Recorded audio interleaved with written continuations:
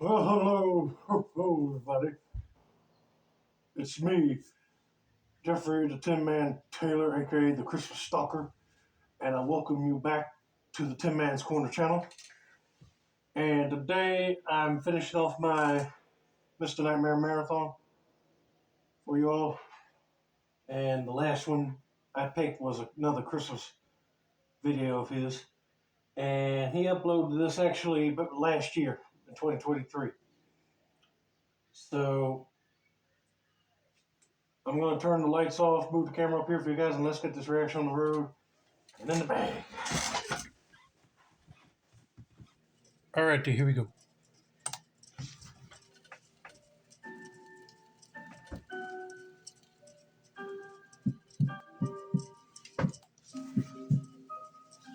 I'm a single mother of my 8-year-old boy, Mark.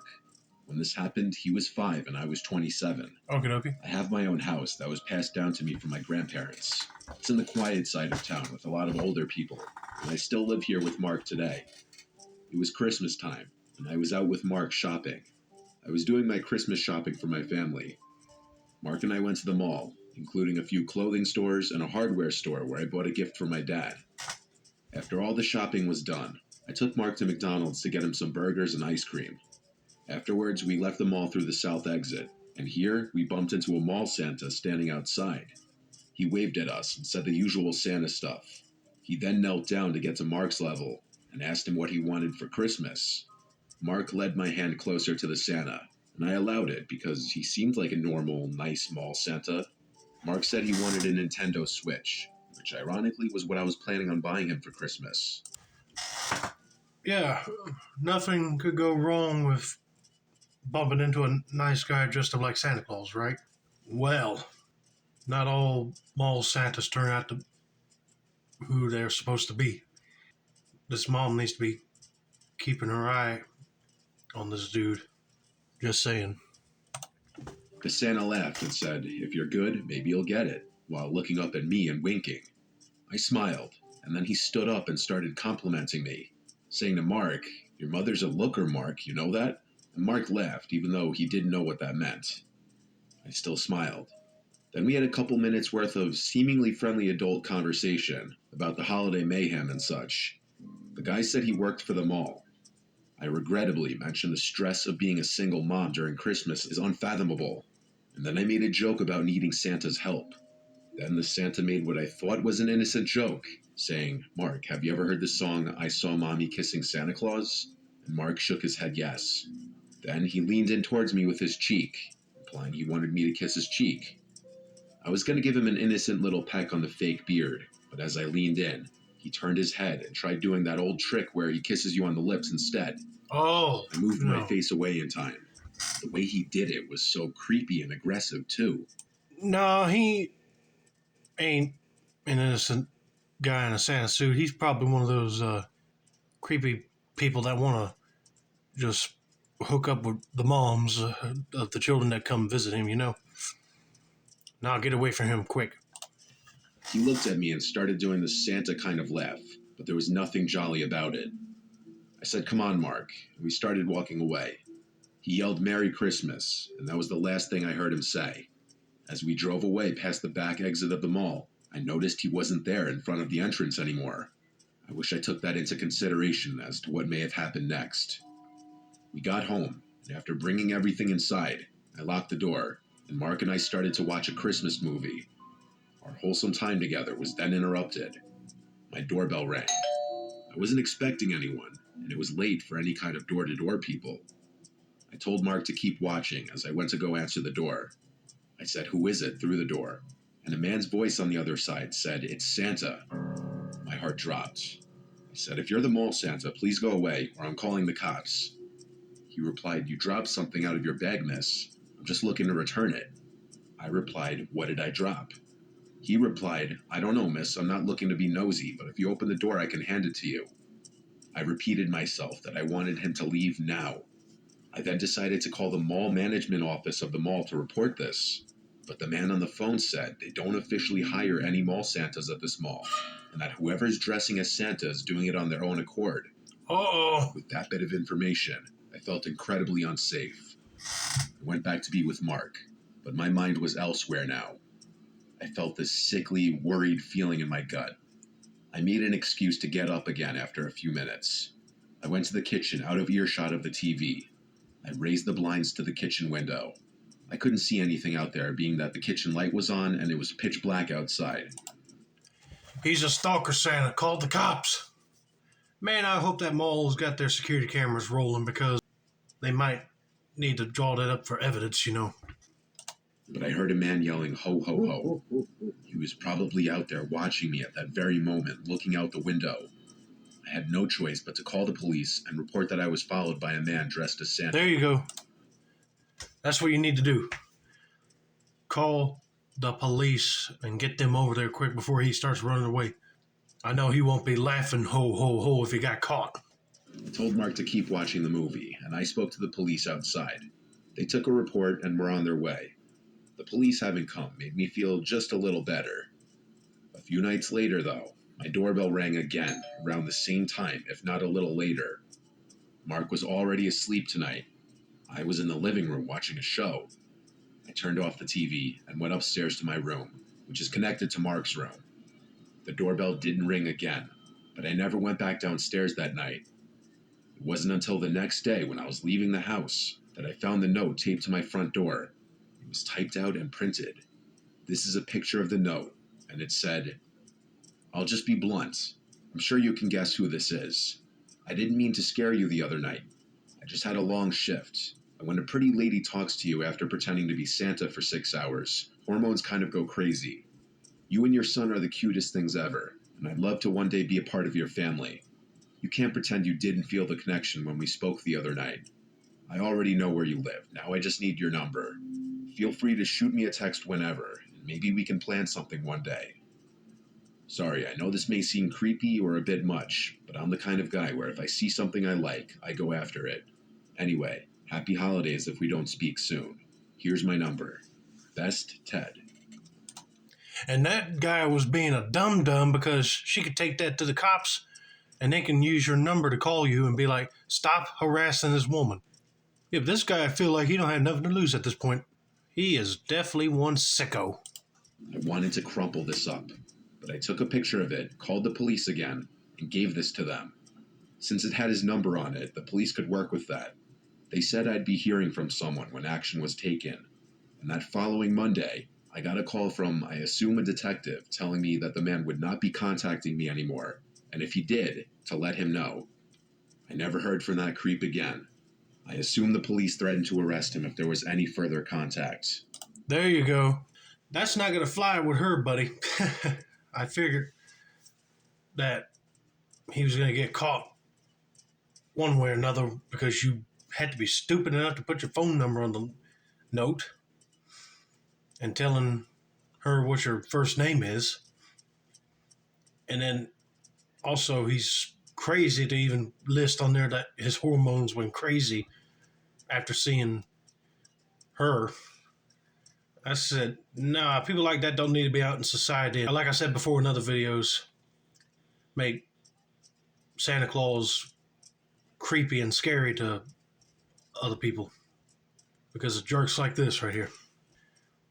I'm glad that she was able to get the detectives to contact that dude and be like, don't you dare mess with her no more, you know. He is one sick freak. Anyway, let's continue.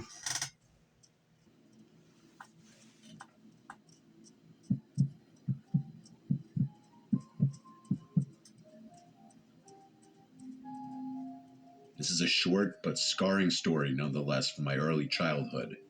I grew up in an average middle-class home in the suburbs. My sister and I were huge fans of Christmas as kids. I had to be like 6 years old when this happened, because we had just moved to our new house. This is one of my earliest memories in life that I remember vividly just because of the gravity of it. On Christmas Eve, I would always have trouble sleeping, even as a young kid, just due to anticipation. I would stay up really late playing video games in my room on my old box TV. I'd play until I just fell asleep from exhaustion.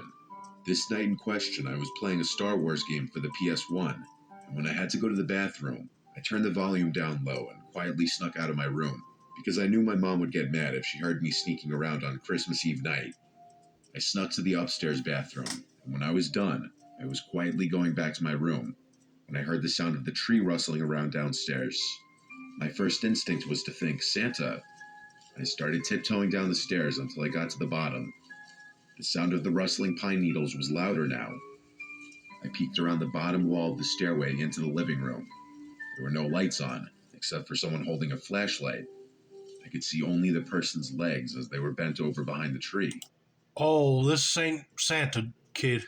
It's probably a burglar trying to steal the presents, and they're using a flashlight to see through the dark. There was a black bag on the floor, and this random adult man came out from behind the tree and looked at me. He looked at me and put his pointer finger up to his mouth, and he made a shushing motion with his lips. He whispered, "Yes, I'm Santa." I was old enough and smart enough to know that wasn't what the Santa I grew up knowing looked like. I started screaming for my mom and dad as loud as I could. I remember the man started freaking out, deciding whether or not to take the bag he filled with our gifts, and he ended up running away to the front door. I don't remember if he had to unlock it or if it was already unlocked or not. I just remember him leaving through the front door, and seconds later my parents running down the stairs.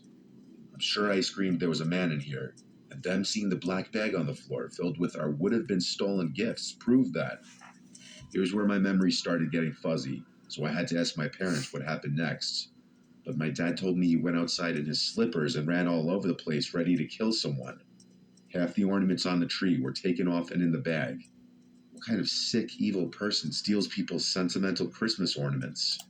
More like cold-hearted Scrooges and Grinches, for sure.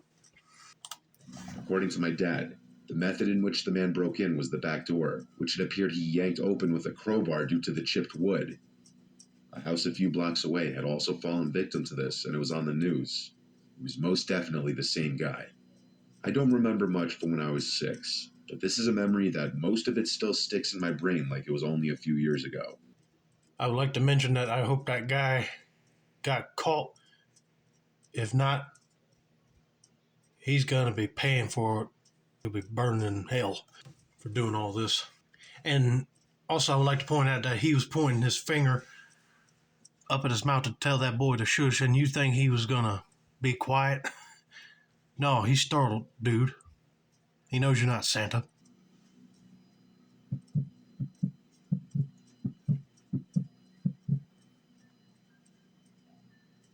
It was December 2020. My fiance and I bought a house together a few years ago. It's a cute house in a decent neighborhood, a nice area to raise a family. That's why what happened 2 years ago was all the more shocking and disgusting. We know all of our neighbors, both our next door neighbors and the 3 closest neighbors across the street. Everyone is friendly enough, but you truly never know the skeletons hidden in someone's closet. Our neighbor Paul to the right always seemed nice the few times we'd speak, but he never really spoke too much. I'd see him outside almost every day, either coming or leaving for, I'm assuming, work, though I never knew what he did for a living. At this time, I hadn't seen the guy in a few days, and his car hadn't moved from his driveway. Obviously, that in of itself isn't any cause for alarm. All of the neighbors, including Paul, had their lights up already. I found it interesting how Paul, a single man in his 40s, would put lights up. I actually found it kind of nice. I was late to the party putting my Christmas lights and decorations up outside one night. While doing so, I noticed Paul's Christmas lights out of nowhere started flickering like crazy. All of them, not just one strip of lights. It looked like it could have just been faulty wiring or some electrical glitch. The next day, I left for work around 10 and noticed again Paul's car was still in the driveway. I also noticed all the blinds in his house were still closed. Even when I got back from work, the blinds were all closed, but his Christmas lights were on, so he was definitely home. I joked with my fiancé that he must have been on some kind of hibernation. Later that night, my fiancé came inside and told me of Paul's Christmas lights acting up. I went outside and it was the exact same thing that was happening the night before. The flickering wasn't happening in a way that would appear that he programmed it that way. It was happening in a very spastic, glitchy sort of way. Okay, I'll be concerned for the neighbor at this point, because if you happen to know this guy and seems nice to you, and all of a sudden his lights just starting to flicker and they don't seem to be like programmed to do that, then something's fishy.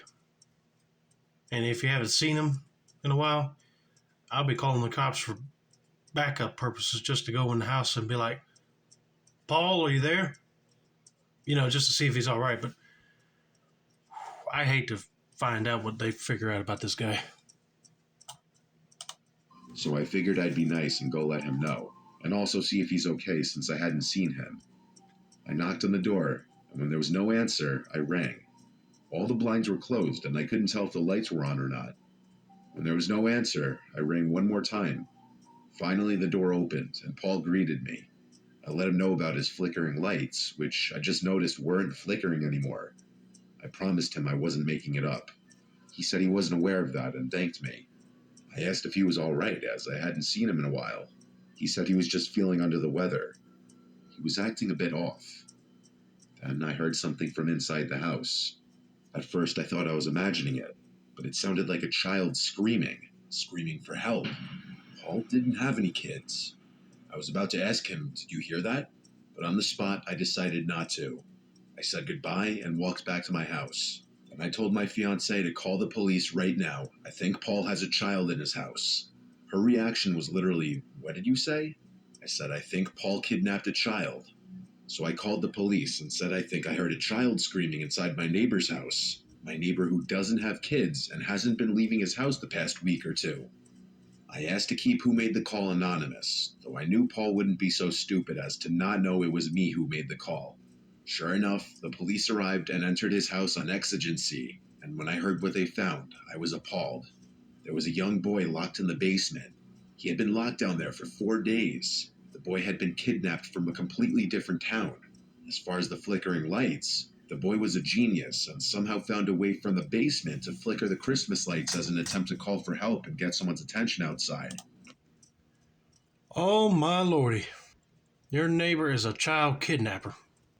That just hits me hard in the stomach right there. But anyway, he's right. That boy was a genius to flicker them lights just to make it seem like a SOS type of thing. Try to get some help. At least the neighbor was able to notice it and come to the door to hear him say, "Help me." Oh yeah, put that neighbor behind bars for life. Probably whenever he saw someone through one of the blocked off basement windows. I reckon he saw his chance to call for help when someone, me, was at the front door. Clearly a very smart kid with great survival instincts. Glad he was reunited with his family. I don't want to know what was done to him, but I hope he lives a normal life and has put this behind him. Knowing how serious of a crime child kidnapping is, Paul won't be getting out of prison anytime soon.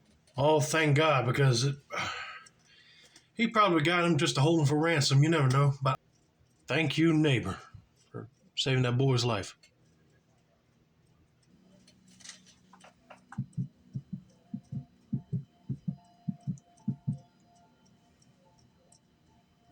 I was home alone one weekend, so my girlfriend Jenny came over to spend the weekend with me.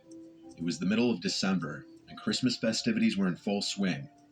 Jenny wanted to watch Christmas movies tonight, so we ordered food, drank wine, and sat by the Christmas tree in the living room watching Christmas movies.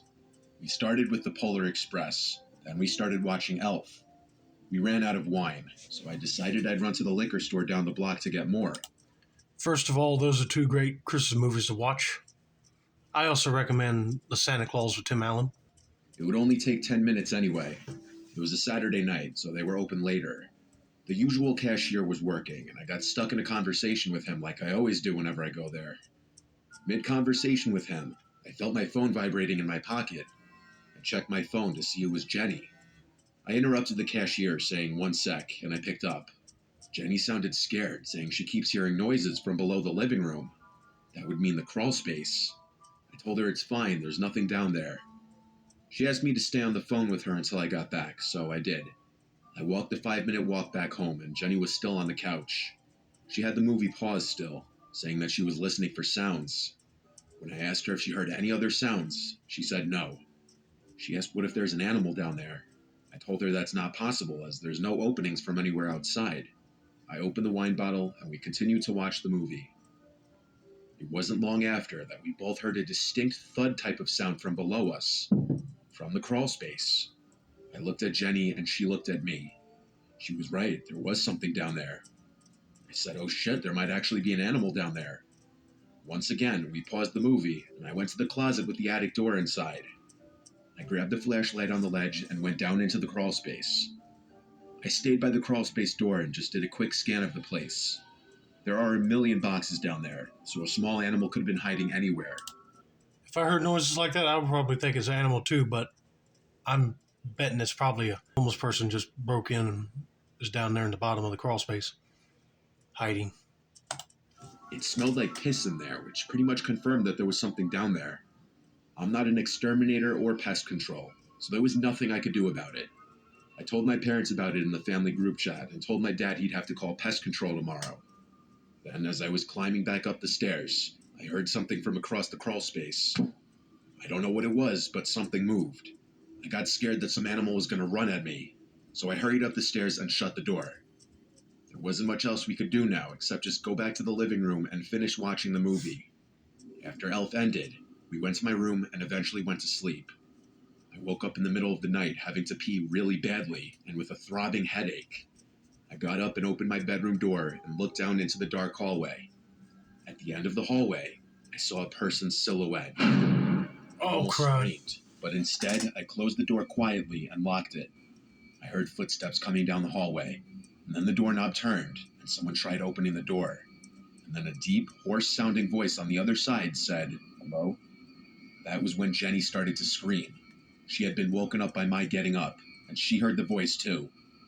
I would have tried to calm her down, but I was scared shitless myself. I did hear footsteps walk away from the door, so I called 911. Waiting for the cops felt like a millennium. All I know is when the cops got here, there was no one else in this house. Whoever it was left. The smell of piss in the crawl space wasn't my imagination. There was literally a puddle of that person's piss on the ground, which is pretty disturbing because that would suggest that he had been down there for a while. While it was likely a homeless squatter, that didn't make it any less horrifying. My family didn't even believe it at first. I've never forgotten to lock the door ever again. See what I mean?